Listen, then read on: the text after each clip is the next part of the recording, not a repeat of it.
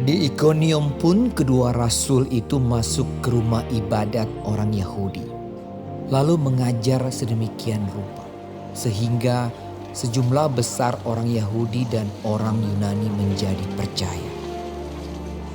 Tetapi orang-orang Yahudi yang menolak pemberitaan mereka memanaskan hati orang-orang yang tidak mengenal Allah dan membuat mereka gusar terhadap saudara-saudara itu. Paulus dan Barnabas tinggal beberapa waktu lamanya di situ. Mereka mengajar dengan berani karena mereka percaya kepada Tuhan. Dan Tuhan menguatkan berita tentang kasih karunia-Nya dengan mengaruniakan kepada mereka kuasa untuk mengadakan tanda-tanda dan mujizat-mujizat. Tetapi orang banyak di kota itu terbelah menjadi dua. Ada yang memihak kepada orang Yahudi, ada pula yang memihak kepada kedua rasul itu. Maka mulailah orang-orang yang tidak mengenal Allah dan orang-orang Yahudi bersama-sama dengan pemimpin-pemimpin mereka menimbulkan suatu gerakan untuk menyiksa dan melempari kedua rasul itu dengan batu. Setelah rasul-rasul itu mengetahuinya, menyingkirlah mereka ke kota-kota di Likaonia, yaitu Listra dan Derbe dan daerah sekitarnya. Di situ mereka memberitakan Injil. Di Listra ada seorang yang duduk saja karena lemah kakinya dan lumpuh sejak ia dilahirkan dan belum pernah dapat berjalan. Ia duduk mendengarkan ketika Paulus berbicara.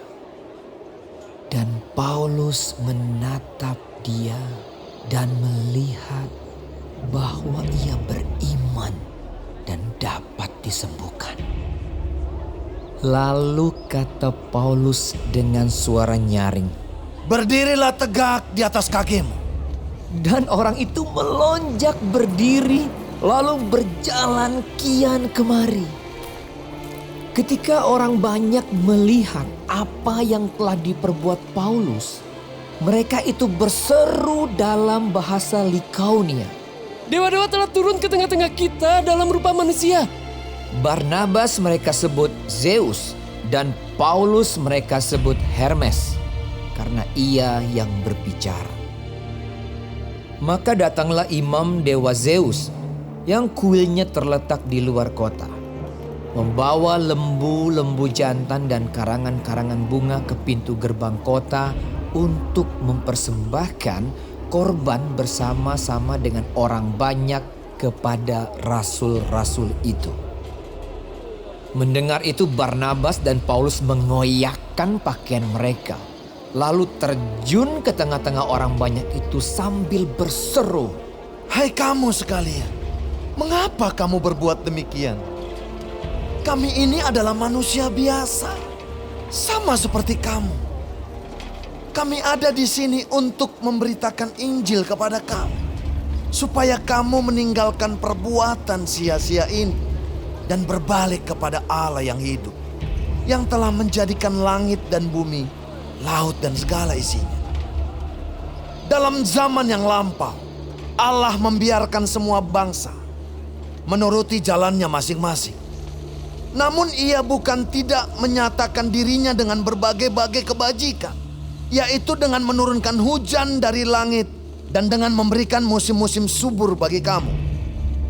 Ia memuaskan hatimu dengan makanan dan kegembiraan." Walaupun rasul-rasul itu berkata demikian, namun hampir-hampir tidak dapat mereka mencegah orang banyak mempersembahkan korban kepada mereka. Tetapi datanglah orang-orang Yahudi dari Antiokhia dan Ikonium dan mereka membujuk orang banyak itu memihak mereka. Lalu mereka melempari Paulus dengan batu dan menyeretnya keluar kota. karena mereka menyangka bahwa ia telah mati. Akan tetapi, ketika murid-murid itu berdiri mengelilingi dia, bangkitlah ia lalu masuk ke dalam kota. Keesokan harinya, berangkatlah ia bersama-sama dengan Barnabas ke Derbe. Paulus dan Barnabas memberitakan Injil di kota itu dan memperoleh banyak murid. Lalu kembalilah mereka ke Listra, Ikonium, dan Antiokhia. Di tempat itu mereka menguatkan hati murid-murid itu dan menasihati mereka supaya mereka bertekun di dalam iman dan mengatakan bahwa untuk masuk ke dalam kerajaan Allah kita harus mengalami banyak sengsara. Di tiap-tiap jemaat rasul-rasul itu menetapkan penatua-penatua bagi jemaat itu, dan setelah berdoa dan berpuasa, mereka menyerahkan penatua-penatua itu kepada Tuhan yang adalah sumber kepercayaan mereka. Mereka menjelajah seluruh Pisidia dan tiba di Pamfilia. Di situ mereka memberitakan firman di Perga, lalu pergi ke Atalia di pantai. Dari situ berlayarlah mereka ke Antiokhia. Di tempat itulah mereka dahulu diserahkan kepada kasih karunia Allah untuk memulai pekerjaan yang telah mereka selesaikan. Setibanya di situ mereka memanggil jemaat berkumpul. Lalu mereka menceritakan segala sesuatu yang Allah lakukan dengan perantaraan mereka.